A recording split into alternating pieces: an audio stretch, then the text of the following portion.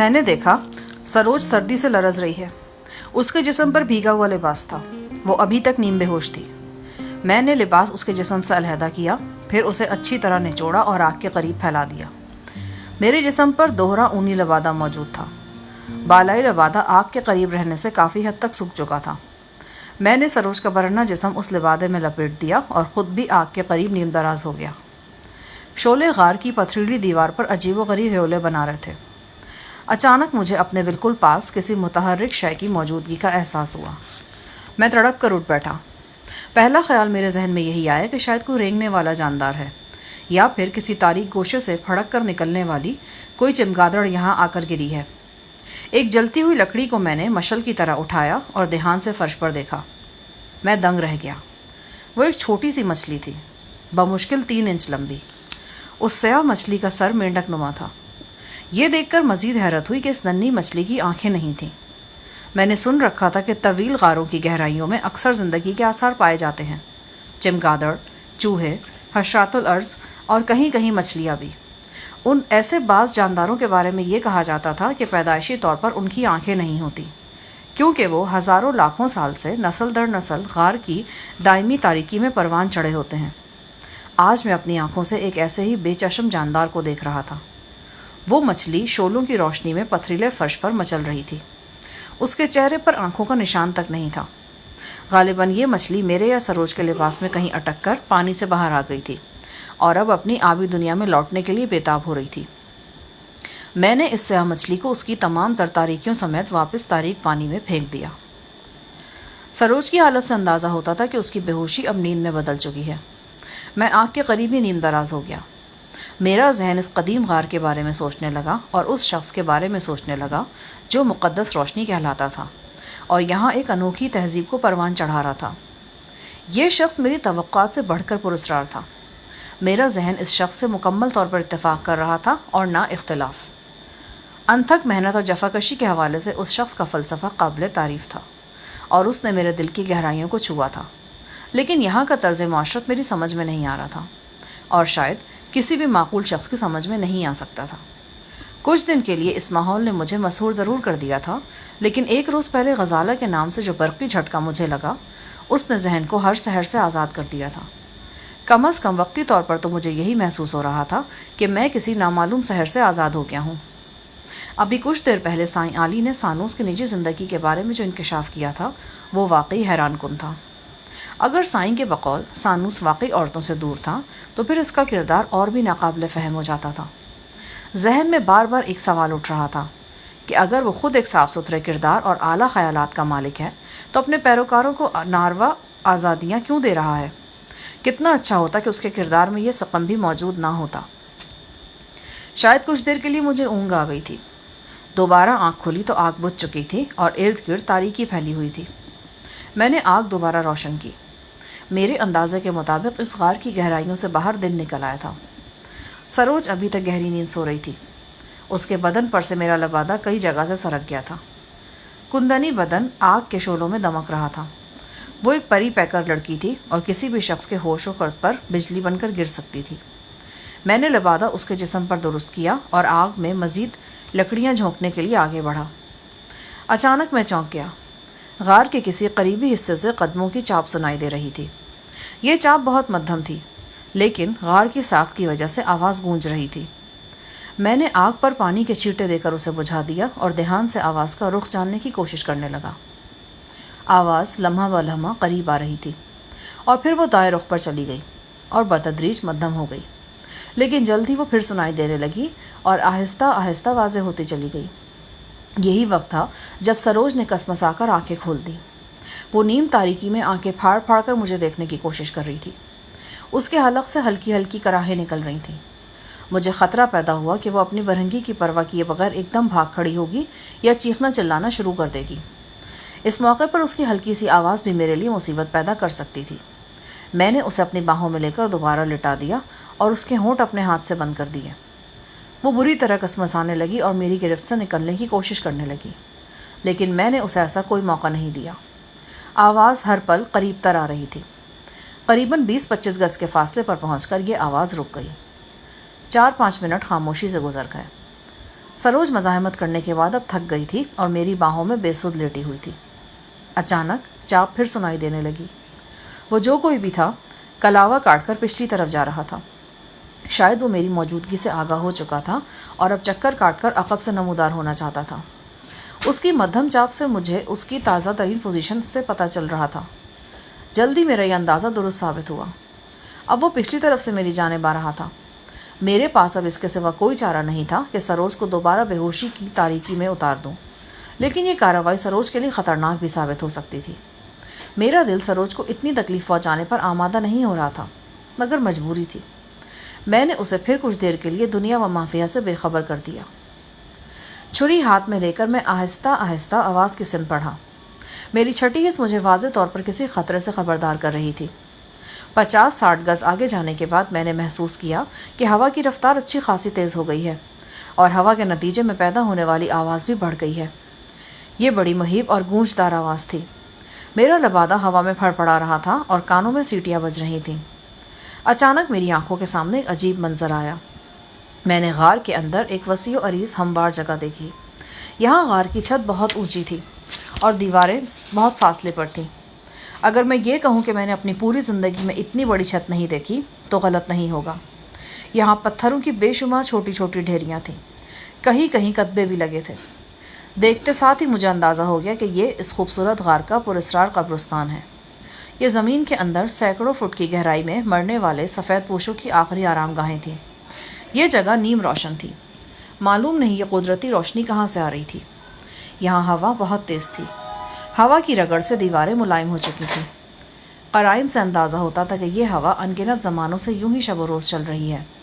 क्यों चल रही है, इसका जवाब माहिर अर्ज़ियात ही दे सकते थे और वो वहाँ मौजूद नहीं थे। मैं ये देखकर सकते की हालत में रह गया कि मुझसे 20-30 कदम की दूरी पर सफ़ेद रेशमी लिबास वाला वो खूबरू सानूस मौजूद है। उसका लिबास और उसके सुनहरी बाल हवा में लहरा रहे थे। उसके ऐन सामने एक शख्स खड़ा था और वो साईं आली था। साईं आली का सफ़ेद लबादा भी हवा में बुरी तरह फड़फड़ा रहा था। साईं के चेहरे पर जो संजीदगी थी वो उससे पहले मैंने कभी नहीं देखी थी। साईं का चेहरा किसी भूरे पत्थर की तरह सपाट था। साईं के होठों से आवाज़ निकली और तेज़ हवा के दोष पर सवार होकर मेरे कानों तक पहुंची। सानूस, ये सब कुछ तुम्हारे शायनाशान नहीं है। तुम आली ज़र्फ़ हो, एक वसी दिल रखते हो। तुम इसे माफ़ क्यों नहीं कर देते? सानूस ने मसहूर कुन आवाज़ में जवाब दिया, माफ़ी का सवाल तो तब पैदा होता है जब जुर्म का इकरार किया जाए, और इकरार के लिए गुनहगार का सामने आना ज़रूरी होता है। लेकिन ऐसा तो आम लोग करते हैं। तुम आम नहीं हो सानूस, तुम्हें कुदरत ने तवानाइयाँ बख्शी हैं।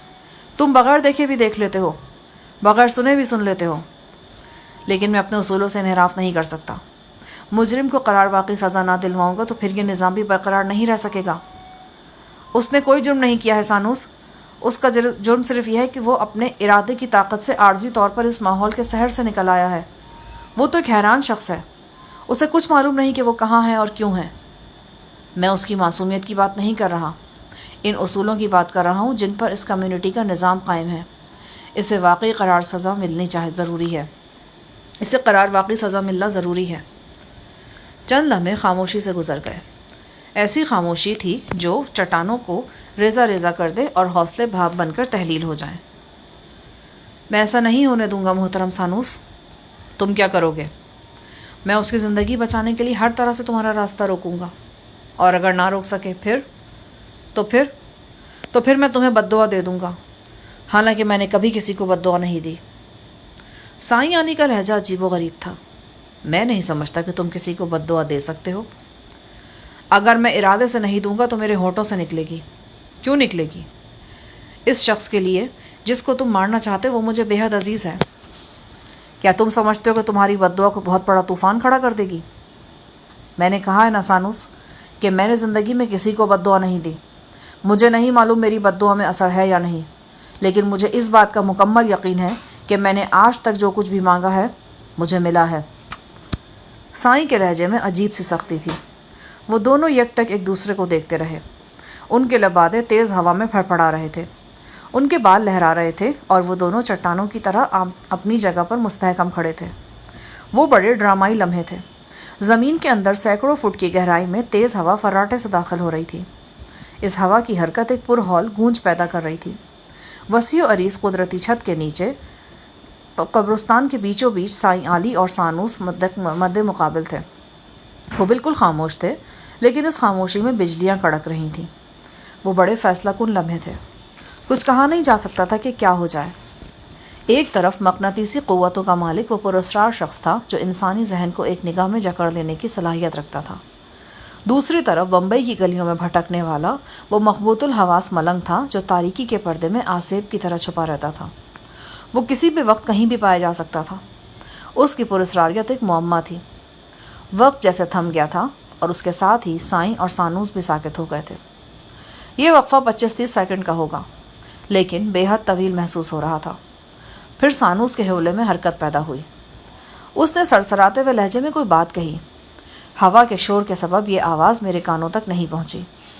सानूस ने रुख बदला और मुतवाज़ी कदमों से चलता हुआ एक चट्टान के पीछे ओझल हो गया। अब उसके कदमों की मध्यम गूंज देर तक सुनाई देती रही, फिर हवा के शोर में दब गई। साईं आली अभी तक वहीं खड़ा था। मैं पथरीली दीवार की ओट से निकलकर साईं की तरफ बढ़ा। साईं ने पलट कर मेरी तरफ देखा। मुझे वहाँ देखकर साईं को बिल्कुल भी हैरत नहीं हुई। ये बात वाज़ेह थी कि सानूस की तरह वो भी मेरी मौजूदगी से आगाह था। वो उल्लू की पट्टी कहाँ है? यकीनन उसका इशारा सरोज की तरफ था। यहीं है।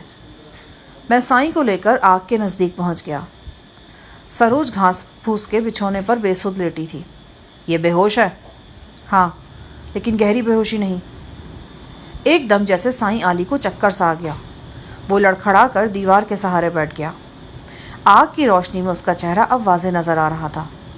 साईं का रंग सरसों की तरह जर्द हो रहा था। होंठ बिल्कुल खुश्क थे। कल रात भी जब मैंने साईं को सानूस की रिहाइशगाह पर देखा था तो वो बेहद कमज़ोर नज़र आ रहा था। अब ये कमज़ोरी नुमाया तर नज़र आ रही थी। साईं, क्या बात है? मैंने घबरा कर पूछा। वो लंबे लंबे सांस ले रहा था। मैंने उसे शाने से पकड़कर झिंझोड़ा। साईं, तुम ठीक तो हो? उसने आंखें खोली और इस बात में सर हिला दिया। मुझे एक अजीब सा एहसास हुआ। यूं लगा जैसे कहीं करीब से जले हुए चमड़े की बू आ रही है। कहाँ से आ रही है ये बू? मैंने इर्द गिर्द देखा। आग काफ़ी दूर थी। शायद ये मेरा वहम था। साईं, पानी पियोगे? उसने नफ़ी में सर हिलाया। चंद लम्हे बाद उसके चेहरे की जर्दी कम हो गई। वो सीधा होकर बैठ गया। क्या हुआ था साईं आली? कुछ नहीं, कुछ भी नहीं। वो बेजारी से बोला, फिर मेरी आंखों में झांक कर कहने लगा, शफ़ी मोहम्मद, तुमने बहुत बुरा किया है। अपने साथ साथ मुझे भी सख्त मुसीबत में डाल दिया है। मैं तुझे मना करता रहा, लेकिन तूने मेरी एक ना मानी। मैं समझता हूँ कि मैंने कोई गुनाह नहीं किया। मैंने सरोज को पागलपन से निकालने की कोशिश की है, और बस। और तुम्हारा ये पागलपन, सानूस तुम्हें ढूंढता हुआ यहाँ तक पहुँच गया था। वो तुम्हें बदतरीन अजाब से दो चार कर सकता है। तुम्हें इस हालत को पहुँचा सकता है कि तुम अपने हाथों से अपने जिस्म के टुकड़े कर डालो। इस गार के अमन को बर्बाद करने की कम से कम सज़ा यह है कि गुनहगार को सरदार राबल के हवाले कर दिया जाए और वो उसे दीवार के करीब वाक़े गहरी खाई में धकेल कर फना के घाट उतार दे। शफ़ी मोहम्मद, सानूस के हाथ तुम्हारी तवक्को से ज़्यादा लंबे हैं। तो फिर वो वापस क्यों चला गया है? शायद कुछ सोचने समझने के लिए, या शायद हमें यह मौका देने के लिए कि हम कुछ सोच समझ लें। तुम्हारा मतलब है कि वो वापस आएगा? कुछ कहा नहीं जा सकता। साईं ने खोए खोए लहजे में जवाब दिया। उसकी आवाज़ में नकाहत थी। मेरी निगाह साईं आली के पाँव पर पड़ी और मैं चौंक गया। उसके दोनों पाँव सूजे हुए थे। यूँ लगता था कि वो बहुत देर तक, कई रातों तक खड़ा रहा हो। मुमकिन है कि उसने कोई चिल्ला वगैरह काटा हो। वो फाका सदा भी नज़र आ रहा था।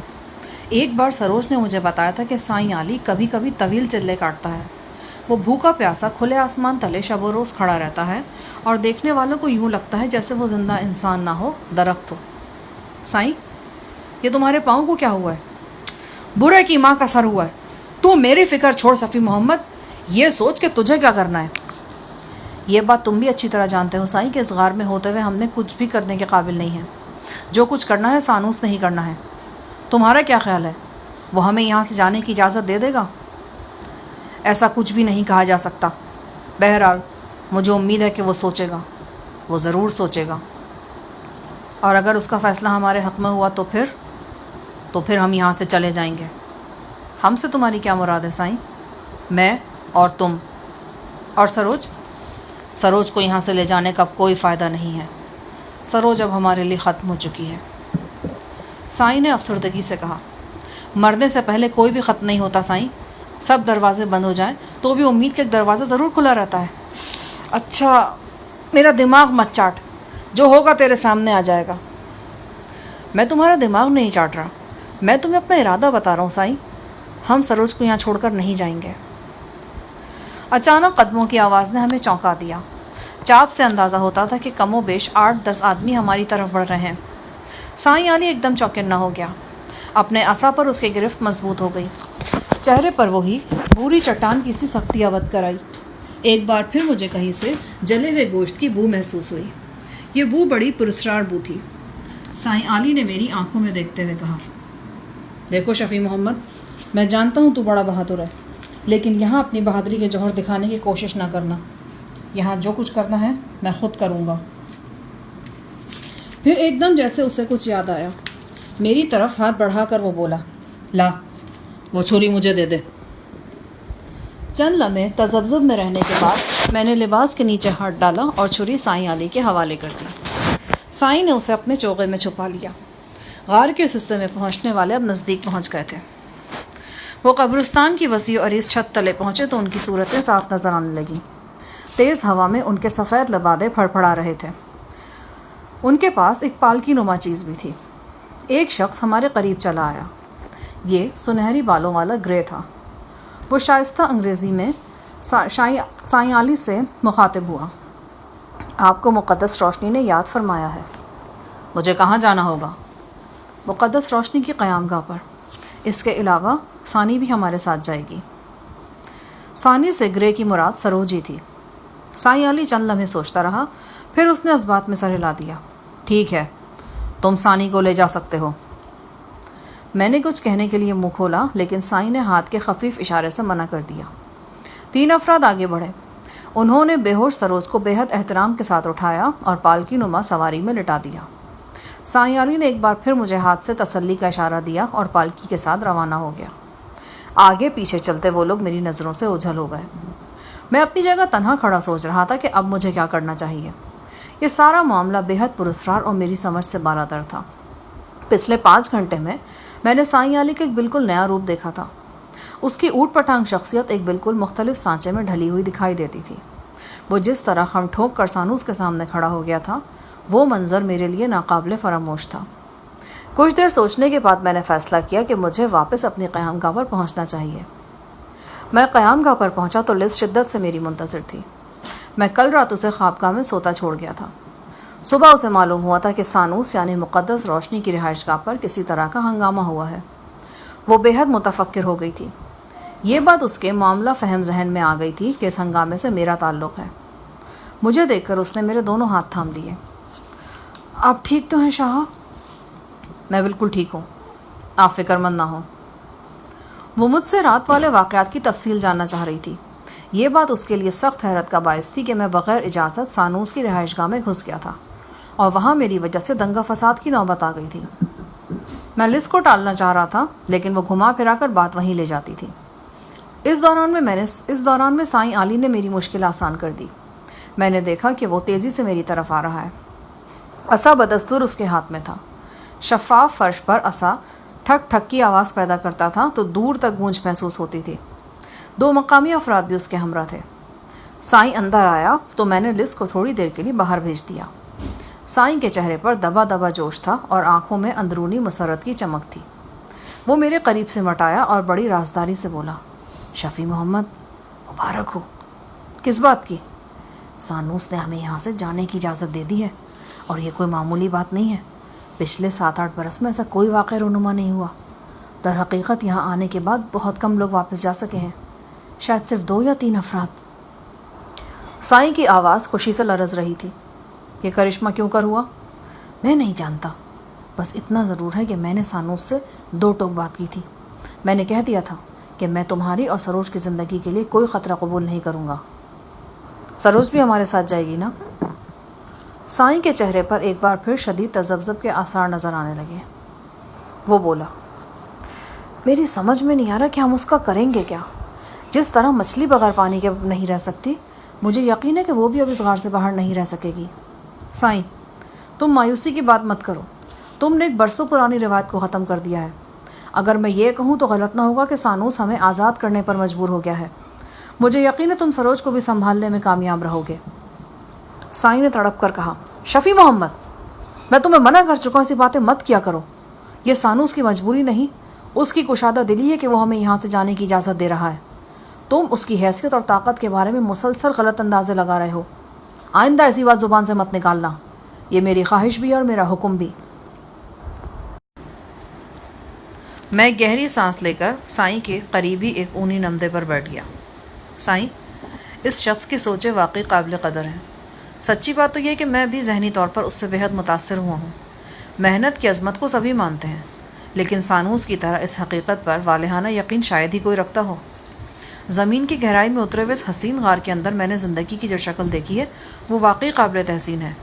اگر یہ شخص اپنے نظریات میں چند تبدیلیاں کر لے تو شاید میرے جیسے لوگ بھی آنکھیں بند کر کے اسے اپنا رہنما تسلیم کر لیں۔ چند تبدیلیوں سے تمہارا کیا مطلب ہے؟ میں معاشرتی آزادی کی بات کر رہا ہوں۔ تم نے دیکھا ہی ہوگا یہاں کس قسم کا مادر پدر آزاد نظام چل رہا ہے۔ سائیں کی پیشانی پر سوچ کی لکیریں ابھری۔ شفیع محمد، تو اپنی جگہ ٹھیک کہہ رہا ہے، اس بارے میں بھی تیرا ہم خیال ہوں، لیکن ہو سکتا ہے کہ ہماری سوچ ہی ناقص ہو۔ ہماری سوچ درست ہے۔ آج نہیں تو کل سانوس کو اس معاشرت کی خرابی کا احساس ہو کر رہے گا۔ ہو سکتا ہے کہ وہ بھی یہی بات کہتے کہ آج نہیں تو کل ہمیں اپنی معاشرت کی خرابی کا احساس ہو کر رہے گا۔ سائیں، میں بحث نہیں کرنا چاہتا، میں سچ کہتا ہوں۔ میرے دل سے یہ آواز نکل رہی ہے کہ سانوس کو اپنے اعلیٰ مقاصد میں کامیابی ہونی چاہیے، لیکن وہ کامیابی تبھی حاصل کر سکتا ہے جب اپنی سوچ اور عمل کی خامیوں کو دور کرے گا۔ جب وہ اپنے فلسفے کے کمزور حصوں کو نکال باہر کرے گا تو اس کا فلسفہ ہر دل عزیز ہوگا۔ کیا ایسا نہیں ہو سکتا سائیں کہ تم سانوس کو اپنے انداز سے سمجھانے کی کوشش کرو؟ سائیں ایک طویل سانس لے کر بولا، ایسے لوگ اپنے خیالات پر غیر متزلزل یقین رکھتے ہیں۔ در حقیقت یہی غیر معمولی یقین ہوتا ہے جو ان کی بات میں اثر پیدا کرتا ہے اور لوگوں کو دیوانہ وار ان کی تقلید پر مجبور کرتا ہے۔ سانوس کی ساری اچھائیاں اور برائیاں ایک اکائی کی حیثیت رکھتی ہیں۔ انہیں ایک دوسرے سے جدا کرنا میرے خیال میں ممکن نہیں ہے، اور نہ ہی ہمارا یہ منصب ہے کہ انہیں جدا کرنے کی کوشش کریں۔ بہرحال، اگر جانے سے پہلے سانوس سے ایک اور ملاقات ہوئی تو میں تمہارے خیالات اس تک پہنچانے کی کوشش ضرور کروں گا۔ ایسا ضرور کرو سائیں، یہ سانوس کے پرستاروں کے ساتھ ہی نہیں، شاید خود سانوس کے ساتھ بھی بھلائی ہوگی۔ سائیں وہیں اونی نمدے پر دراز ہو گیا۔ اس کی نقاہت عروج پر نظر آ رہی تھی۔ ایک اور بات بھی ہے سائیں۔ ہاں کہو۔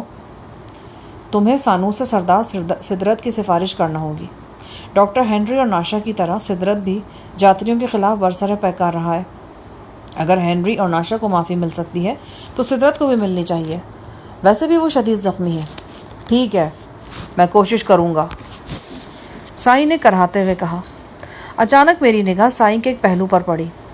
نمدے پر لیٹنے کے دوران میں سائیں کا چوغا پہلو سے کھسک گیا تھا اور اس کی گندمی جلد نظر آنے لگی تھی۔ یہ دیکھ کر میں دنگ رہ گیا کہ سائیں کے جسم پر جلنے کا نشان ہے۔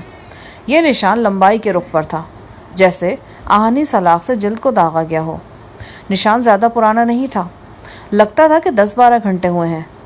کولے کی ہڈی سے لے کر سینے کے درمیان تک آبلہ سا بن گیا تھا۔ یہ کیا ہے سائیں؟ سائیں نے چونک کر چوغا پہلو پر برابر کر دیا۔ کچھ نہیں، یوں ہی جل سا گیا تھا۔ میں نے غور سے دیکھا تو سائیں کے گریبان میں سے بھی ایسا ایک نشان جھانک رہا تھا۔ ایک آبلہ سا تھا جو سینے سے شروع ہو کر نیچے تک چلا گیا تھا۔ اچانک مجھے جلے ہوئے گوشت کی وہ بو یاد آ گئی جو کل رات محسوس ہوئی تھی۔ قبرستان کے وسیع و عریض چیمبر کے نزدیک جب سائیں علی سانوس سے بات کر کے میرے پاس آیا تھا تو یہ بو مجھے دور سے ہی محسوس ہو گئی تھی۔ یہ کیا ماجرا ہے؟ یہ سوال بڑی شدت سے میرے ذہن میں ابھرا، اور صرف یہ ایک سوال ہی نہیں تھا، ایسے کئی سوال تھے۔ سائیں کا متقوق چہرہ، اندر کو دھسی ہوئی آنکھیں، سوجے ہوئے ہاتھ پاؤں، کیا واقعی یہ کسی پراسرار چلے یا روحانی عمل کی نشانیاں تھیں؟ سائیں میرے لیے ناقابل فہم رہا تھا، اور آج ہمیشہ سے زیادہ ناقابل فہم نظر آ رہا تھا۔ میں نے سائیں علی کو کریتنا چاہا۔ اس کے جسم پر نظر آنے والے آبلے کیسے ہیں؟ لیکن میرے کچھ کہنے سے پہلے ہی وہ اپنی جگہ سے اٹھ کھڑا ہوا۔ اس نے ایک نعرہ مستانہ بلند کیا، دل دھڑکا کھوجی کا، ہا دل دھڑکا، دل دھڑکا کھوجی کا، ہا دل دھڑکا، اور باہر نکل گیا۔ سائیں کے جاتے ہی لز اندر آ گئی۔ اس کی حسین آنکھوں سے اداسی جھانک رہی تھی۔ آپ نے مجھے بتایا کیوں نہیں؟ کیا؟ یہی کہ آپ کل واپس جا رہے ہیں؟ بتانے کا موقع ہی نہیں ملا۔ کیا سچ مچ آپ چلے جائیں گے؟ امید تو یہی ہے۔ وہ میری آنکھوں میں دیکھنے لگی۔ اس کی آنکھوں میں خاموش پیاس تھی اور ادھوری خواہشوں کا عکس تھا۔ ہم ہر رات ایک دوسرے کے پاس رہے تھے۔ میں نے ہر رات لز کی ٹوٹتی انگڑائیاں دیکھی تھیں اور اس کے جسم کی آنچ کو محسوس کیا تھا، اور اب ہم یہاں سے واپس جا رہے تھے۔ ہم دونوں کے درمیان بس آج کی رات باقی تھی۔ اس آخری رات کی آخری ملاقات کا غم لز کے چہرے سے عیاں تھا۔ وہ بستر پر دراز ہو گئی اور خالی خالی نظروں سے میری طرف دیکھنے لگی۔ میں بھی نیم دراز ہو کر خیالوں کے تانے بانے میں الجھ گیا۔ اس شیشے جیسے حسین غار میں شیشے جیسی نازک لڑکی میرے پہلو میں تھی اور بے حد اداس تھی۔ رات کا موم پگھل رہا تھا۔ آپ بہت مختلف ہیں۔ کیوں؟ اس لیے کہ یہاں کر کوئی واپس نہیں جاتا۔ بس یہی مختلف ہے مجھ میں؟ نہیں، اور بھی بہت کچھ ہے۔ مثلاً کیا؟ مثلاً یہ فاصلہ جو ہمارے درمیان موجود رہا۔ میں آپ کو ہمیشہ یاد رکھوں گی۔ 4 دن کی جدائی کا یہ بہت بڑا انعام ہے کہ آپ مجھے ہمیشہ یاد رکھیں گی۔ اگر میں یہاں کے عام لوگوں جیسا ہوتا تو شاید اب تک ہم ایک دوسرے سے جدا ہو چکے ہوتے، ایک دوسرے کو بھول چکے ہوتے۔ آپ کسی اور مرد کی باہوں میں ہوتی، میرے پہلو میں آپ کی جگہ کوئی اور لیٹی ہوتی۔ کچھ پانے کے لیے کچھ کھونا تو پڑتا ہے نا؟ لیکن ہمیشہ تو ایسا نہیں ہوتا۔ کبھی کبھی کچھ پایا بھی تو جاتا ہے اور کھویا بھی نہیں جاتا۔ آپ کبھی کبھی کی بات کر رہی ہیں، ہمیشہ تو ایسا نہیں ہوتا، اور میں آپ کے سلسلے میں کوئی رسک نہیں لینا چاہتا۔ میں اپنے اور آپ کے فاصلے کے حوالے سے آپ کو ہمیشہ یاد رکھنا چاہتا ہوں۔ وہ سسک کر میرے سینے سے لگ گئی۔ میں نے اسے اپنی باہوں میں سمیٹ لیا۔ بڑی محبت اور نرمی سے میں نے اس کے بالوں کو بوسہ دیا۔ میں نے اسے اپنے ساتھ لپٹائے رکھا تھا، لیکن اس عمل میں کسی طرح کے ہیجان کو دخل نہیں تھا۔ یہ بڑا سادہ سا لمس تھا، جیسے کسی پیارے دوست کا لمس یا پھر بچے کا۔ اس کی دھڑکن میں اپنے جسم میں محسوس کر رہا تھا اور اس کی سانسیں میرے چہرے سے چھو رہی تھی۔ اس بے غرض لمس میں خالص محبت کے سوا اور کچھ بھی نہیں تھا، ٹھنڈک بخش اور پرسکون محبت۔ شاید کسی نے ٹھیک ہی کہا ہے، جنس مچلتا ہوا شعلہ ہے اور محبت برگ گل میں سرایت کر جانے والی شبنم۔ وہ میری باہوں میں سو گئی۔ میں نے شمع دان کی اکلوتی شمع میں اس کا چہرہ دیکھا اور بآہستگی اپنا بازو اس کے سر کے نیچے سے نکال لیا۔ الصبح صبح سائیں علی دوبارہ آدھم کا۔ وہ خاصا پرجوش نظر آ رہا تھا۔ چھوٹتے ہی بولا، چل شفیع محمد، جلدی کر، نکل چلے یہاں سے۔ اور سروج؟ وہ بھی ہے، باہر لیٹی ہے پالکی میں۔ سانوس سے تمہاری ملاقات ہوئی تھی؟ ہاں ہوئی تھی، لیکن ان باتوں کا وقت نہیں ہے، بس ہم یہاں سے نکل چلیں گے۔ میں نے مڑ کر لز کی طرف دیکھا۔ وہ چہرے پر ایک معصوم دلکشی لیے دنیا و مافیہ سے بے خبر پڑی تھی۔ کمرے میں میرا کوئی سامان موجود نہیں تھا۔ میں یہاں خالی ہاتھ آیا تھا اور مجھے خالی ہاتھ ہی جانا تھا۔ میں نے لز کے چہرے پر الوداعی نگاہ ڈالی اور سائیں علی کے ساتھ باہر آ گیا۔ کچھ فاصلے پر 7-8 سفید پوش موجود تھے۔ ان میں سے 4 نے ایک پالکی اٹھا رکھی تھی۔ جو ہی ہم باہر نکلے، یہ لوگ ہمارے ساتھ روانہ ہو گئے۔ کئی پرپیچ راستوں سے گزر کر ہم غار کی عمیق ترین گہرائیوں سے نکل آئے۔ آخر میں خود کو اس بیوزی کمرے میں پایا جہاں مہمانوں کو پھل اور گلابی مشروب پیش کیا جاتا تھا۔ اس کمرے میں آواز دیر تک گونجتی تھی اور مخصوص صندلی خوشبو کے مرغولے نتھنوں سے ٹکراتے تھے، لیکن اس مرتبہ یہ خوشبو محسوس نہیں ہوئی۔ میں نے غور کیا تو اندازہ ہوا کہ خوشبو تو موجود ہے، لیکن میری حصہ شامہ اس خوشبو کی عادی ہو چکی ہے۔ خلاف دستور اس کمرے میں ہمیں مشروب یا پھل وغیرہ پیش نہیں کیے گئے۔ سفید پوش مرد و زن بے آواز قدموں سے آ جا رہے تھے۔ خوبرو بچے اٹکھیلیاں کرتے پھرتے تھے۔ میں نے اندازہ لگایا کہ سانوس جن لوگوں کو اس غار میں آباد کرنے کے لیے لاتا ہے، ان میں سے 95% خوبرو ہوتے ہیں۔ شاید وہ اس غار کی خوبصورتی کو انسانی خوبصورتی سے مزید اجاگر کرنا چاہتا تھا۔ یہاں ہمیں لباس بدلنے کی ہدایت کی گئی۔ اپنے سفید لبادے اتار کر ہم نے وہی بسنتی چوغے پہن لیے جن کے ساتھ ہم یہاں آئے تھے۔ 2 عورتوں نے سروج کا لباس پالکی کے اندر ہی تبدیل کر دیا تھا۔ بیوزی کمرے سے روانہ ہونے کے بعد 4-5 منٹ کے اندر ہم غار کے دہانے پر پہنچ گئے۔ باہر چمکیلی دھوپ تھی۔ دور ایک برف پوش چوٹی کی جھلک نظر آ رہی تھی. شاید اس چوٹی کے پیچھے وہ پہاڑ تھے جن میں سے دنیا کو جانے کا راستہ نکلتا تھا. میں نے دھوپ، پہاڑ، آسمان اور درخت پہلے بھی کئی بار دیکھے تھے، لیکن آج ان کا نظارہ کچھ اور ہی طرح کا تھا. ہم اس بلند و بالا پتھریلی دیوار کے سائے میں پہنچ گئے جس کی دوسری طرف رابلی قبیلے کی بستی تھی. ایک مانوس گڑگڑاہٹ کے ساتھ دیوار کے ایک حصے میں خلا نمودار ہو گیا. میں اور سائیں علی اس خلا سے باہر آ گئے. باہر کا منظر ہمارے لیے حیران کن تھا. لکڑی کے چھوٹے سے پل کے پار لوگوں کا ایک بڑا ہجوم نظر آ رہا تھا. وہ پرتجسس نظروں سے ہماری طرف دیکھ رہے تھے. ان میں کوتا قد سردار رابل بھی شامل تھا. وہ ایک گھوڑے پر سوار تھا. اس کے کندھے سے لٹکی ہوئی خود کا رائفل اس کے قد سے تھوڑی ہی چھوٹی نظر آتی تھی. میں نے مڑ کر دیکھا تو پالکی ہمارے عقب میں رکھی تھی. سفید پوش افراد میں سے کوئی بھی دکھائی نہیں دے رہا تھا. پھر گڑگڑاہٹ کی آواز آئی اور بلند و بالا فصیل کا دروازہ خلا بند ہو گیا. اب کوئی نہیں کہہ سکتا تھا کہ اس دیوار میں خلا ہے، اور اس خلا سے گزرنے کے بعد ایک دہانہ نظر آتا ہے. وہ دہانہ ایک ایسے غار کا ہے جو زمین کی گہرائیوں میں ہزار ہا گز تک پھیلا ہوا ہے. ایک ایسی دلکش و حیرت انگیز دنیا جو خواب سے قریب اور حقیقت سے دور نظر آتی ہے. جو ہی فصیل میں نظر آنے والا خلا بند ہوا، رابل گھوڑے سے اتر کر تیزی سے ہماری طرف آیا. اس کے پیچھے چند اور افراد بھی تھے. ان میں وہ کاہن بھی شامل تھا جس کے ہاتھ میں انسانی ران کی ہڈی تھی. وہ بڑی تیزی سے منہ میں کچھ بدبدا رہا تھا. سردار رابل کے ساتھ آنے والے افراد نے ہمیں جھک کر تعظیم پیش کی. سردار نے باقاعدہ ہمارے ہاتھوں کو بوسہ دیا اور پھر اس نے کارندوں کو اشارہ کیا. انہوں نے پالکی نما ڈولی اٹھائی اور ہمیں لے کر بستی کی طرف روانہ ہو گئے. جو ہی ہم ہجوم میں پہنچے، ہجوم نے کائی کی طرح پھٹ کر ہمیں راستہ دیا. لوگ بڑے تجسس سے ہمیں دیکھ رہے تھے، بالکل جیسے کسی عجوبے کو دیکھا جاتا ہے. ان کی آنکھیں کہہ رہی تھیں کہ وہ حیرت کے سمندر میں غوطہ زن ہے. ہمیں بڑے تذکر و احتشام کے ساتھ سردار کی رہائش گاہ پر لایا گیا. میں نے پالکی میں جھانکا. سروج بے سود لیٹی تھی. ہماری ہی طرح اس کے جسم پر بھی بسنتی رنگ کا لباس تھا. سردار نے مجھ سے مخاطب ہو کر کہا کہ اگر ہم چاہیں تو اپنے لباس بدل سکتے ہیں. اس جوگیوں جیسے لباس میں رہنے کا مجھے بھی کوئی شوق نہیں تھا. میں نے فوراً کپڑے بدل لیے. یہ وہی کپڑے تھے جو روانہ ہوتے وقت میں نے اتارے تھے. چند خواتین نے سروج کے کپڑے بھی بدل دیے. ہاں، سائیں علی نے یہ تکلف نہیں کیا تھا. وہ بسنتی چوغے میں بھی مطمئن نظر آتا تھا. ہم نے ایک شب رابلی قبیلے کی بستی میں قیام کیا. اگلے روز ہمیں گھوڑا گاڑی پر بٹھایا گیا اور وادی داخان کی طرف روانہ کر دیا گیا. سردار رابل رات کو ہی وادی داخان واپس پہنچ چکا تھا.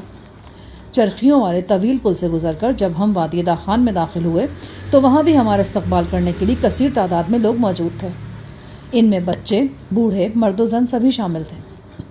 مجھے ان میں زری گل، صفدر، ناشا اور ڈاکٹر ہنری بھی دکھائی دیے. جو ہی میں گھوڑا گاڑی سے نکلا، صفدر مجھ سے بغل گیر ہو گیا. اس کے بعد زری گل نے مجھے جن جھپا ڈال دیا. ناشا اور ڈاکٹر ہنری بھی استقبالیہ نظروں سے ہماری طرف دیکھ رہے تھے. یوں لگتا تھا کہ ہم کوئی بڑا کارنامہ انجام دینے کے بعد واپس آئے ہیں، یا پھر ہماری آمد اتنی انوکھی ہے کہ لوگ آنکھوں سے دیکھ کر بھی یقین نہیں کر پا رہے. شاید دوسری بات ہی زیادہ درست تھی. ہم ایک ایسے خوابناک ماحول سے نکل کر واپس آئے تھے جو حقیقت سے دور اور افسانے سے قریب تر محسوس ہوتا تھا. یہاں کے لوگوں کے لیے دیوار پار کی دنیا ایک دوسری طرح کی دنیا تھی. یہ دنیا اب بھی ہم سے زیادہ دور نہیں تھی، لیکن محسوس ہوتا تھا کہ ہزاروں لاکھوں میل کے فاصلے پر ہے. پتہ نہیں جس جگہ سے ہم آئے تھے اسے غار کہنا بھی چاہیے تھا یا نہیں، کیونکہ غار کا لفظ ہم عموماً چھوٹے سے کمرے وغیرہ کے لیے استعمال کرتے ہیں، لیکن وہ تو ایک زیر زمین شہر تھا. لائم اسٹون، جپسم، سالٹ اور سنگ سرخ کی دیواریں، بڑے بڑے قدرتی چیمبرز، قدیم دیواروں پر آرٹ کے نمونے اور راہداریاں جن کی دیواروں پر شیشے کا گمان ہوتا تھا. ہم نے اس غار کا صرف ایک مختصر حصہ دیکھا تھا. پھر میرے تصور میں سائیں علی کا جلا ہوا جسم آیا اور بدن میں پھریری سی دوڑ گئی. سائیں کے جسم پر آبلے کیوں پڑے تھے؟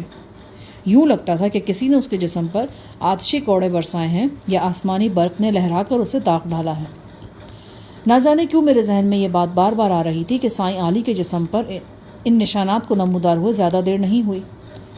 کسی وقت یوں بھی محسوس ہوتا تھا کہ ان نشانات کا تعلق اس گمبھیر ملاقات سے ہے جو قبرستان کے وسط میں سانوس اور سائیں کے درمیان ہوئی تھی، جب وہ دونوں خوفناک خاموشی سے ایک دوسرے کی طرف دیکھتے رہے تھے.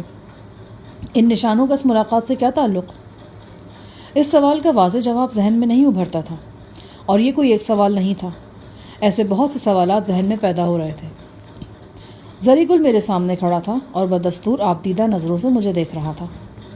اس وقت میری نگاہ زری کے ہاتھ پر پڑی۔ میں ٹھٹک گیا۔ زری کا ہاتھ پٹیوں میں جکڑا ہوا تھا۔ یہ کیا ہوا؟ کچھ نہیں، چوٹ لگ گیا تھا۔ کیسے؟ بس لگ گیا نا۔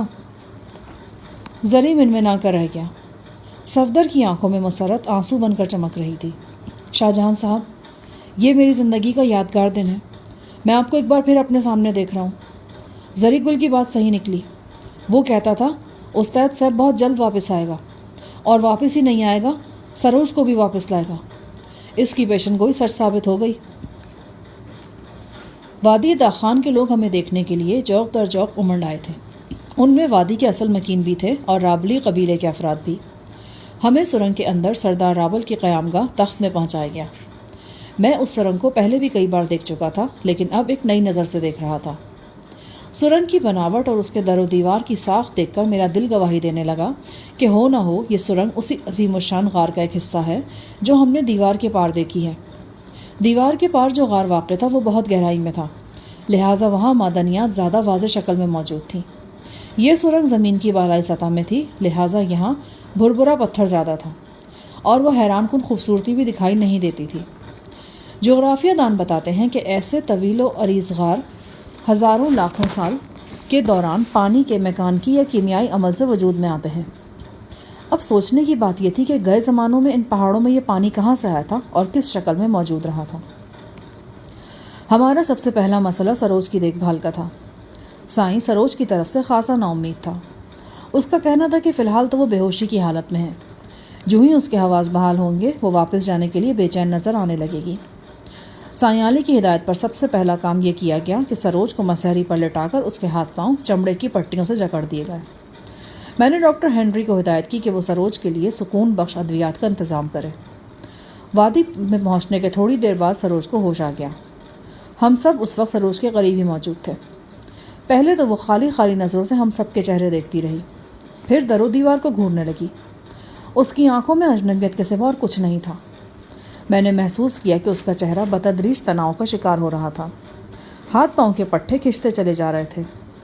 ایکا ایک اس کے پورے جسم میں لرزہ طاری ہو گیا۔ وہ خود کو چھڑانے کی کوشش کرنے لگی۔ اس کے حلق سے گھٹی گھٹی کراہیں نکل رہی تھیں، وہی کیفیت جو اس سے پہلے بھی میں نے کئی افراد پر طاری دیکھی تھی۔ سروج کا چہرہ بے قراری و بے بسی کی تصویر تھا۔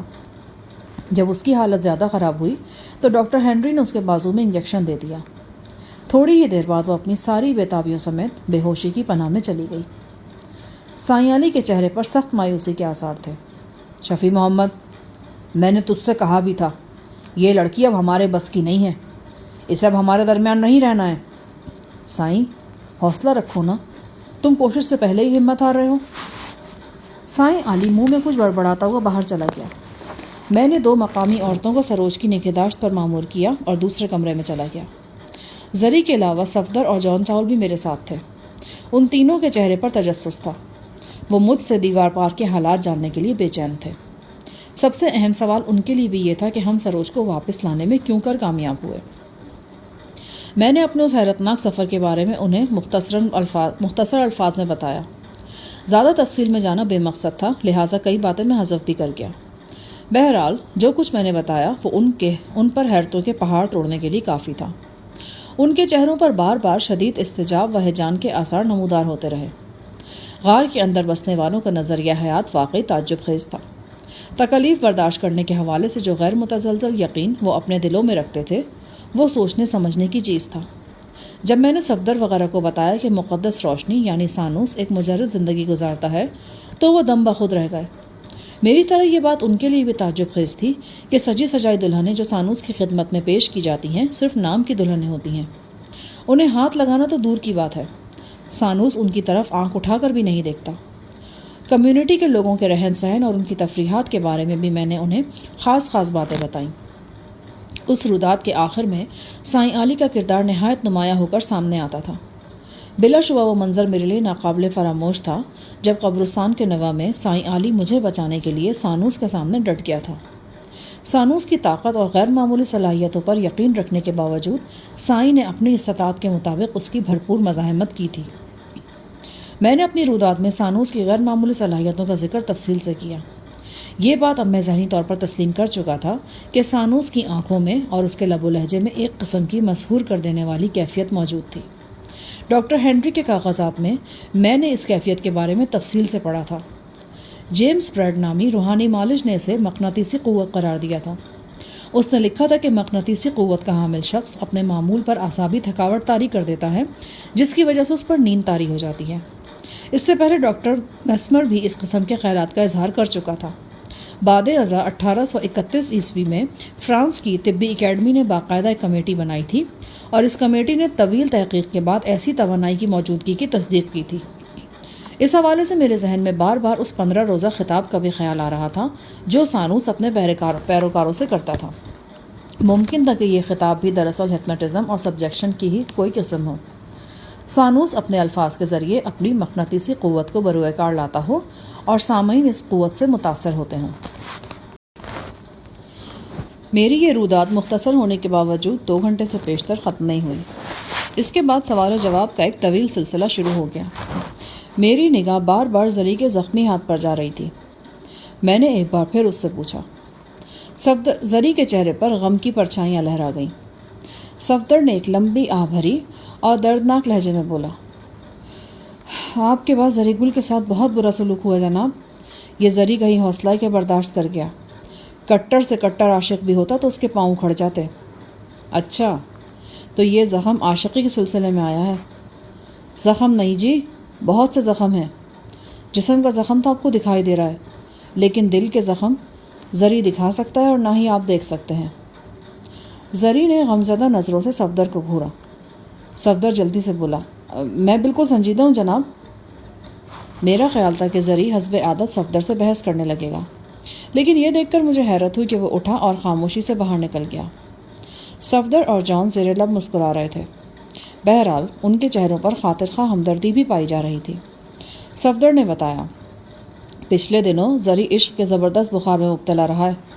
اسے یہ معلوم ہو گیا تھا کہ گلثوم نے پہلی ملاقات میں اسے بوسہ اور زرد پھول کیوں دیے تھے۔ گلثوم کی شادی کی خبر زری پر برق بن کر گری تھی۔ مذاق مذاق میں جو المیہ گانے وہ الاپا کرتا تھا وہ سب اسے بھول گئے تھے اور وہ مرنے کی حد تک سنجیدہ ہو گیا تھا۔ گلثوم سے ملنے کی اس نے بہت کوشش کی، لیکن وہ خبر نہیں کن 7 پردوں میں جا چھپی تھی۔ بہت کوشش کے بعد وہ آخر پچھلے ہفتے اسے دیکھ پایا۔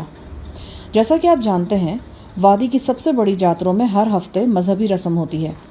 قبیلے کی نوجوان لڑکیاں وہاں رقص کرتی ہیں اور گانے وغیرہ گاتی ہیں۔ وہاں گلثوم بھی اپنی اماں کے ساتھ آئی ہوئی تھی۔ زری پٹھانی جرأت کا مظاہرہ کرتے ہوئے گلثوم کے پاس پہنچ گیا۔ وہ اس سے بات کرنا چاہ رہا تھا، لیکن وہ اس کی طرف دیکھنے کی بھی روادار نہیں تھی۔ بالآخر زری گل مشتعل ہو گیا۔ اس نے بھرے مجمع میں گلثوم کو تھپڑ کھینچ مارا۔ لوگوں نے زری کو پکڑ لیا، پہلے مارا پیٹا، پھر عبادت گاہ سے باہر ایک ستون سے باندھ دیا۔ اسی دوران میں گلثوم کی بہن ناشا کو بھی پتہ چل گیا۔ آپ تو جانتے ہی ہیں، وہ تو پہلے سے زری گل کے بہت خلاف ہے۔ وہ آگ بگولہ ہو کر وہاں پہنچ گئی۔ اگر میں وہاں موجود نہ ہوتا تو وہ یقیناً مار مار کر زری کا بھرکس نکال دیتی، لیکن میں نے اور جان چاول نے بڑی مشکلوں سے زری کو ناشا کے ہاتھوں تار تار ہونے سے بچا لیا۔ ہمارا خیال تھا کہ اتنی درگت بنوانے کے بعد وہ راہ راست پر آ گیا ہوگا، لیکن اس پر تو بھوت سوار تھا۔ رہائی پانے کے فوراً بعد اس پر پھر جنون طاری ہو گیا۔ پھٹے کپڑوں اور نیلو نیل چہرے کے ساتھ وہ پھر گلثوم کے گھر کے سامنے جا پہنچا۔ چیخ چیخ کر وائیویلا کرنے لگا۔ اطلاع ملنے پر ہم بھاگے میں وہاں پہنچے تو زری گل کے ہاتھ میں پستول تھا اور اس کا ارادہ مبارک یہ تھا کہ گلثوم کے گھر کے سامنے خود کو گولی مار کر شہید محبت ہو جائے گا۔ اگر آپ وہاں موجود ہوتے اور زری گل کا دیوانہ پن دیکھتے نا تو دنگ رہ جاتے۔ وہ بالکل پاگل ہو رہا تھا۔ میں نے بڑی مشکلوں سے اس کے ہاتھ سے پستول چھینا اور اس کے ہاتھ پاؤں باندھنے کے لیے اسے زمین پر گرا دیا۔ زمین پر گر کر وہ ایک دم نڈھال ہو گیا۔ لگتا تھا کہ اس پر تشنج کا دورہ پڑ گیا ہے۔ رنگ زرد ہو گیا تھا اور ہاتھ پاؤں مڑنے لگے۔ ڈاکٹر ہینری نے اسے فوراً شفا خانے پہنچانے کی ہدایت کی۔ وہاں ڈاکٹر نے رات بھر اس کی دیکھ بھال کی اور ہم بھی جاگتے رہے۔ طبیعت بحال ہونے کے بعد زری گل ایک دم خاموش اور بیمار نظر آنے لگا تھا۔ پورے 24 گھنٹے وہ گمسم رہا۔ اگلے روز میں شام کو اسے دیکھنے شفا خانے پہنچا تو وہ پھوٹ پھوٹ کر رو رہا تھا۔ میں نے اس کا ہاتھ دیکھا تو دنگ رہ گیا۔ ہاتھ بری طرح زخمی تھا۔ کھال چھل گئی تھی اور انگلیوں سے خون ٹپک رہا تھا۔ معلوم ہوا کہ زری گل نے پتھر سے ہاتھ کچلا ہے۔ در حقیقت گلسوم کے رخسار پر تماچا مارنے کا دکھ زری گل کے لیے ناقابل برداشت ثابت ہوا تھا۔ اس نے فلمی انداز میں اپنے ہاتھ کا کباڑہ کر لیا تھا۔ 3-4 دن تک وہ مسلسل آنسو بہاتا رہا، نہ کچھ کھاتا پیتا تھا، نہ بات کرتا تھا۔ پھر خود ہی اس نے اپنے آپ کو سنبھال لیا۔ اب کہتا ہے کہ اس نے گلسوم والا دروازہ ہمیشہ کے لیے بند کر دیا ہے، یہ دروازہ اب کبھی نہیں کھلے گا۔ لیکن یہ بھی تو بتاؤ کہ گلسوم دروازے کے اندر ہے یا باہر؟ وہ اندر ہی ہے جی۔ وہ کہتا ہے کہ باقی کی ساری زندگی گلسوم کے نام پر گزار دے گا۔ یہ واقعات میرے لیے حیران کن تھے۔ میں یہ تو جانتا تھا کہ زری گل اپنے اس معاشقے میں سنجیدہ ہے، لیکن یہ نہیں معلوم تھا کہ اتنا زیادہ سنجیدہ ہے۔ ظاہر ہے کہ صفدر جھوٹ نہیں بول رہا تھا۔ زری نے یقیناً خود کو گولی مارنے کا اعلان بھی کیا ہوگا۔ غصے میں اکثر اس کی عقل کا جلوس نکل جاتا تھا۔ بہرحال اس دھواں دھار المیہ اسٹوری میں خوشائن بات یہ تھی کہ عاشق نامراد اب قدرے نارمل نظر آ رہا تھا۔ وہ ساری رات بے آرامی کی کیفیت میں گزری۔ سروج مسلسل گہری غنودگی میں تھی، تاہم اس حالت میں بھی اس کے چہرے پر گاہے گاہے وہی پراسرار بے قراری نمودار ہو جاتی تھی جو ہم نے شروع میں دیکھی تھی۔ سائیں علی رات 2-3 دفعہ سروج کے پاس آیا۔ سرہانے کی طرف کھڑے ہو کر وہ دیر تک منہ میں کچھ بدبداتا رہا، پھر سروج کے سر پر پھونک مار کر واپس چلا گیا۔ اگلا دن اس وادی بیاماں سے ہماری روانگی کا دن تھا۔ صبح 9 بجے کے لگ بھگ مجھے کوتا قد سردار رابل کی صورت نظر آئی۔ رابل کے ساتھ مترجم دانیال بھی تھا۔ اس کے کندھے کے زخم اب درست تھے۔ دانیال کی وساطت سے رابل نے کہا، شاہ، مقدس روشنی نے آپ کا مطالبہ منظور کر لیا ہے۔ سردار سدرت کے لیے معافی کا اعلان کیا گیا ہے۔ مجھے حکم ملا ہے کہ آپ کی روانگی سے پہلے ایک بار سردار سدرت سے آپ کی ملاقات کرا دی جائے۔ شکریہ۔ آپ کی روانگی کے انتظامات مکمل ہیں۔ مقدس روشنی کی طرف سے آپ کے لیے کچھ تحائف بھی بھیجے گئے ہیں۔ یہ تحائف آپ کے ساتھ بھیجنے کے لیے ایک بکس میں بند کر دیے گئے ہیں۔ کچھ دیر بعد سردار سدرت سے بھی ہماری ملاقات کرا دی گئی۔ گھمسان کی لڑائی میں اس کے دونوں جبڑے ٹوٹ گئے تھے اور سر پر بھی سخت چوٹیں آئی تھیں۔ اس کی حالت خطرے سے باہر تھی، پھر بھی وہ آسانی سے بول نہیں سکتا تھا۔ ہم نے بھی وہاں زیادہ دیر بیٹھنا مناسب نہیں سمجھا۔ اسے تسلی تشفی دے کر اور یہ خوشخبری سنا کر کہ اب وہ اپنی ہی وادی میں قیدی نہیں ہے، ہم واپس لوٹ آئے۔ زری کا چہرہ پتھر کی طرح سپاٹ تھا۔ میں نے پہلی بار اسے اتنا سنجیدہ دیکھا تھا۔ وہ جا بجا دردناک گانے آلاپ پر رہتا تھا، لیکن جب کہ اس پر سچ مچ غم کا پہاڑ ٹوٹا تھا تو اس کی زبان گنگ تھی۔ زری ہنسنے ہنسانے والا شخص تھا۔ ہم اس کی ہر بات کو مزاحیہ انداز میں لیتے تھے، لیکن میں جانتا تھا کہ اس کے اندر ایک درد مند دل ہے۔ آج اس دل کا سارا درد امنڈ کر زری کی آنکھوں میں آ گیا تھا۔ وہ ناقابل رحم حد تک سنجیدہ نظر آ رہا تھا۔ میں نے اس کی سنجیدگی کم کرنے کے لیے کہا، تمہاری شکل دیکھ کر نہ جانے کیوں مجھے میرا لاہوریہ یار عالم قریشی یاد آ رہا ہے۔ جب وہ زیادہ کھا لیتا ہے نا تو کہتا ہے کہ میرا پیٹ پھر آپھر ہو گیا ہے۔ جب اس کا پیٹ آپھرتا ہے تو اس کی صورت ایسی ہو جاتی ہے۔ میرے خیال میں عشق کی زیادہ خوراک کھانے کی وجہ سے تمہارا پیٹ بھی آپھر گیا ہے۔ اب جدائی کا چورن کھاؤ گے تو طبیعت میں افاقہ ہو جائے گا۔ افاقہ تو ہو گیا استاد صاحب، زری نے بجھے بجھے لہجے میں کہا۔ کیا مطلب؟ بس استاد صاحب، ام نے پکا فیصلہ کر لیا۔ ام اپنا راستہ جدا کر لے گا۔ کس سے؟ سب سے، آپ سے بھی۔ ام کو معلوم ہے آپ کو ہمارا گستاخی پر رنج تو ہوگا، لیکن سچا بات یہ استاد صاحب کہ ہمارا دل بالکل اچاٹ ہو گیا ہے۔ ہم کسی سکون سے رہنا جاتا ہے جگہ پر، بالکل تن تنا، کسی ایسی جگہ جہاں ہم بالکل ایک نیا شخص بن کر رہے، کوئی ہم کو جانتا نہ ہو، نام کسی کو، پچھلے دنوں کا کوئی نشانی ہمارے ساتھ نہ ہو، بلکہ ہمارا نام بھی ہمارے ساتھ نہ ہو۔ میرا جی چاہا کہ اس کی گردن پر ایک جھاپڑ رسید کروں، مگر اس کے چہرے پر ایسی مردنی چھائی تھی کہ میں اپنے ارادے کو عملی جامہ نہ پہنا سکا۔ استاد صاحب، ہم بہت غلط کار ہے، ہم بہت گناہ گار ہے۔ ہم نت نئی لڑکیوں سے عشق لڑاتا رہا، ان کو دھوکہ دیتا رہا اور خود بھی دھوکہ کھاتا رہا۔ ہم کو کیا معلوم تھا کہ جب ہم سچے دل سے کسی کے ساتھ عشق فرمائے گا تو خدا تعالیٰ ہم کو سزا دے گا، ہمارا محبوب ہمیشہ کے لیے ہم سے چھین لیا جائے گا۔ بے شک ہم اسی قابل ہیں، ہمارے جیسا دل پیک کے ساتھ ایسا ہی ہونا چاہیے تھا استاد صاحب۔ ہم کو ان تمام لڑکیوں کا حال لگائے جن سے ہم بغل گیر ہوا، جن کے ہم نے بوسے لیے، جن سے ہم نے عشق معشوقی کا باتیں فرمایا۔ وہ باقاعدہ آنسوؤں سے رونے لگا اور منہ پھیر کر اندر چلا گیا۔ ہر وقت ہنسنے ہنسانے والا آج خود اشک بار تھا۔ میرا دھیان فوراً ناشا کی طرف چلا گیا۔ ناشا گلسوم کی بہن تھی اور اس کے علاوہ اس کی سرپرست اعلیٰ بھی تھی۔ گلسوم کی شادی اسی نے طے کروائی تھی۔ اگر وہ چاہتی تو گلسوم کی قسمت کا فیصلہ بدل بھی سکتا تھا۔ زری گل کی دردناک حالت دیکھ کر میرے دل میں خیال آیا، کیوں نہ اس سلسلے میں ناشا سے بات کروں۔ ناشا یوں تو خر دماغ لڑکی تھی، لیکن میرے ساتھ اس کا رویہ خاصا معقول رہتا تھا۔ اس کے علاوہ میں نے پچھلے دنوں سارقہ نامی سالار اور بدری نام کے شیطان سے اس کی جان بھی بچائی تھی۔ وہ ایک طرح سے میری احسان مند تھی۔ ممکن تھا کہ وہ زری گل کے سلسلے میں میری بات تحمل سے سنتی، اور اگر زری کے لیے کوئی رعایت نکال سکتی تو نکال لیتی۔ میں جانتا تھا کہ قبائلی قوانین بڑے سخت ہوتے ہیں، لیکن سخت سے سخت قانون میں بھی کہیں نہ کہیں تو لچک موجود ہوتی ہے۔ ہو سکتا ہے کہ یہاں بھی کوئی لچک موجود ہوتی۔ میں نے صفدر سے مشورہ کیا اور ناشا کے گھر کی طرف روانہ ہو گیا۔ وہ ابھی تک اپنی دوست راکشی کے ساتھ ہی مقیم تھی۔ میں اس گھر میں پہلے بھی کئی دفعہ جا چکا تھا۔ راکشی بھی مجھے اچھی طرح جانتی تھی۔ میں نے اس سے ناشا کے متعلق پوچھا تو پتہ چلا کہ وہ کل شام سے گھر نہیں آئی۔ میں قریباً 2 گھنٹے تک وادی میں ناشا کو تلاش کرتا رہا، لیکن اس کا کہیں کھوج نہ ملا۔ وہ گھر بھی واپس نہیں آئی۔ یقیناً اسے معلوم تھا کہ ہم وادی سے واپس جا رہے ہیں۔ ہمیں الوداع کہنے کے لیے تو اسے آنا چاہیے تھا، لیکن وہ غائب تھی۔ اس کا مطلب تھا کہ وہ جان بوجھ کر اوجھل ہے۔ وہ نہیں چاہتی کہ میں زری گل کے سلسلے میں اس سے کوئی درخواست کروں۔ دوسری طرف سردار رابل بہت بے چین نظر آ رہا تھا۔ وہ مقدس روشنی کی طرف سے دی جانے والی ہدایات کا پابند تھا۔ ان ہدایات کے مطابق ہمیں الگ صبح وادی سے روانہ ہو جانا چاہیے تھا، اور اب دوپہر ہونے کو آئی تھی۔ ناشا کا کہیں پتہ نہیں تھا۔ یہ بات میری سمجھ میں آ گئی کہ جب تک ہم وادی میں ہیں وہ نظر بھی نہیں آئے گی۔ صفدر بھی اداس نظر آنے لگا تھا۔ اس نے مجھے علیحدگی میں بلا کر ایک چھوٹی سی پوٹلی دکھائی۔ یہ کیا ہے؟ آپ کے شاگرد کا ترکہ، وہ پھیکی سی مسکراہٹ کے ساتھ بولا۔ میں نے پوٹلی کھول کر دیکھی۔ اس میں زری گل کے استعمال کی اشیاء تھیں۔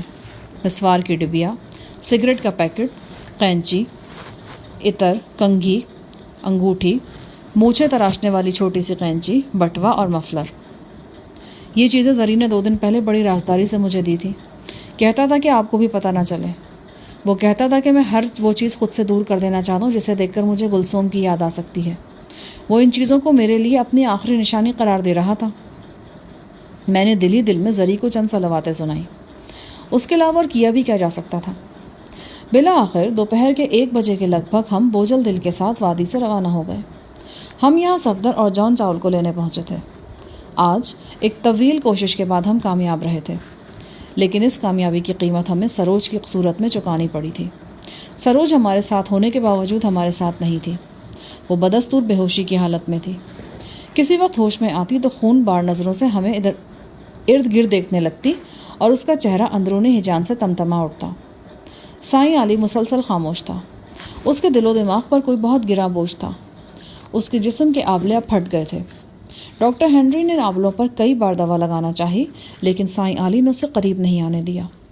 سائیں کا کہنا تھا کہ اس کے جنات روزانہ کوہ قاف سے مرہم لے کر آتے ہیں، اور ایک پری جو MBBS ہے اپنے ہاتھوں سے ان زخموں پر مرہم لگاتی ہے۔ رابل نے ہمیں بتایا کہ ہم گھوڑا گاڑیوں پر یہاں سے روانہ ہوں گے۔ وادی کی حدود سے باہر نکلنے کے بعد ہماری آنکھوں پر پٹی باندھی جائے گی۔ یہ پٹی اس وقت کھولی جائے گی جب ہم ان ویران پہاڑوں سے باہر نکل کر کسی آبادی کے نزدیک پہنچ جائیں گے۔ ہمیں بڑے تذکر و احتشام کے ساتھ گھوڑا گاڑیوں پر سوار کرایا گیا۔ ایک گھوڑا گاڑی میں وہ تحائف لاتے گئے جو ہمیں مقدس روشنی، سردار رابل اور قبیلے کے عمائدین کی طرف سے دیے گئے تھے۔ رابل کی طرف سے اظہار خیرسگالی کے طور پر ہم سب کو ایک ایک برچھا بھی پیش کیا گیا۔ اس برچھے کے نقرئی دستے میں قیمتی پتھر جڑے ہوئے تھے۔ جب ہماری گھوڑا گاڑیاں سرنگ کے دہانے سے چرخیوں والے پل کی طرف روانہ ہوئیں تو راستے کی دونوں جانب وادی کے لوگ کھڑے تھے اور حیرت آمیز دلچسپی سے ہمیں دیکھ رہے تھے۔ شاید انہیں ابھی تک یقین نہیں ہوا تھا کہ ہم مقدس دیوار کے پار جانے کے باوجود اور خاص کمیونٹی کے لوگوں میں شامل ہونے کے باوجود واپس آ گئے ہیں۔ زری گل میرے پہلو میں بیٹھا تھا۔ وہ بالکل خاموش تھا۔ اس کا چہرہ ہر قسم کے تاثرات سے عاری تھا۔ ایک ایسے شخص کا چہرہ جسے ایک بڑا صدمہ سہنے کے بعد سکون آ گیا ہو۔ سروج کو ایک دوسری گھوڑا گاڑی میں لٹایا گیا تھا۔ سائیں علی اس کے سرہانے بیٹھا تھا۔ سروج کے حوالے سے سائیں کے چہرے پر مایوسی کی پرچھائیاں تھیں۔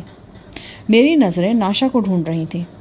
دل میں امید تھی کہ شاید آخری لمحوں میں ہی وہ کہیں نظر آ جائے اور میں اس سے گلسوم کے سلسلے میں کوئی گزارش کر سکوں۔ جب گھوڑا گاڑی اس مکان کے سامنے پہنچی جہاں ناشا اپنی سہیلی راکشی کے ساتھ رہتی تھی تو میں بری طرح چونک گیا۔ مجھے ناشا نظر آئی تھی، لیکن وہ اکیلی نہیں تھی۔ اس کے ساتھ بہت سی عورتیں اور مرد تھے۔ ان میں ایک بہت موٹی عورت کو میں صاف پہچان گیا۔ یہ ناشا اور گلسوم کی ماں تھی۔ ایک کلہاڑا بردار شخص نے ہاتھ کے اشارے سے ہماری گھوڑا گاڑی روکی۔ سردار رابل ہم سے آگے جا رہا تھا۔ ہماری گھوڑا گاڑی کو رکتے دیکھ کر اس نے بھی اپنے گھوڑے کی لگامیں کھینچ لی۔ سردار رابل کا تو پورا قافلہ رک گیا۔ میں نے دیکھا ناشا تیزی سے ہماری گھوڑا گاڑی کی طرف بڑھی۔ اس کا چہرہ غصے سے تمتما رہا تھا۔ مجھے کچھ اندازہ نہیں تھا کہ وہ کیا کرنے جا رہی ہے، لہٰذا جب اس نے اچانک زری گل کو گریبان سے پکڑ کر کھینچا اور گھوڑا گاڑی سے نیچے اتارا تو میں کچھ بھی نہ کر سکا۔ ناشا کا ایک زناٹے دار تھپڑ زری گل کے گال پر پڑا اور وہ لڑکھڑا کر ایک درخت سے جا ٹکرایا۔ ناشا بھوکی بلی کی طرح اس پر جھپٹ پڑی۔ اس نے زری پر تھپڑوں کی بارش کر دی، ساتھ ساتھ وہ ناقابل فہم زبان میں چیخ رہی تھی۔ وہ ایک لمبی تڑنگی لڑکی تھی، جسم میں کسی کمان کی سی سختی تھی۔